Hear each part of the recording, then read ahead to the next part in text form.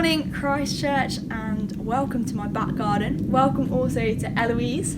Hi. Now, Eloise, first of all, do you want to just share, for those who don't know you, who you are and what you're doing? Sure, so I'm Eloise. I am 21, believe it or not. I know I look 12, I'm not, I promise. I've been coming to Christchurch for 9 or 10 years now.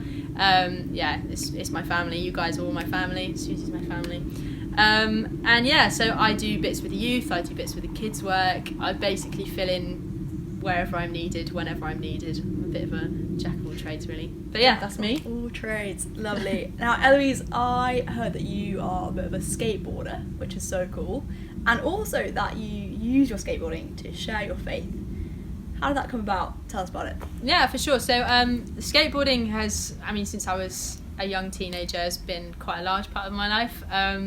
I find I skateboard when I'm frustrated. I'll go out on my longboard and just go for a ride and just deal with things. And over the years that became sort of, rather than just me clearing my head, that became time for me to spend with God and time for me to pray.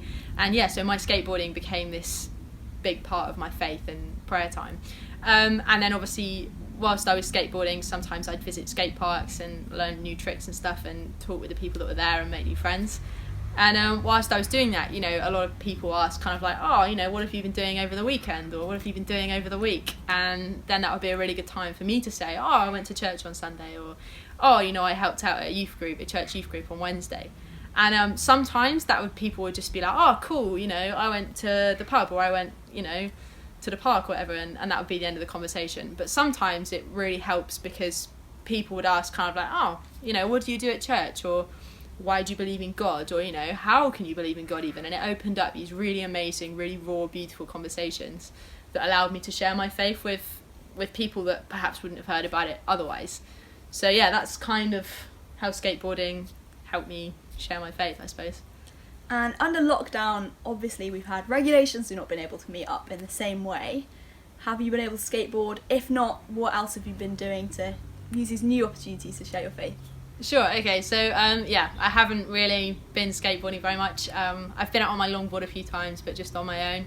There's not much point in me sharing my faith with myself. I'm already sold on the subject. But so I haven't seen anyone whilst on my skateboard really to talk to. But that being said, I have been keeping up with my friends on social media, and have been talking to good friends and also just acquaintances and stuff like that on social media, checking how they're doing and seeing what they've been up to, and they've been asking me what I've been up to. And again, the same conversations can happen. So sometimes people are just like, cool, you've been to church, so I've been doing this.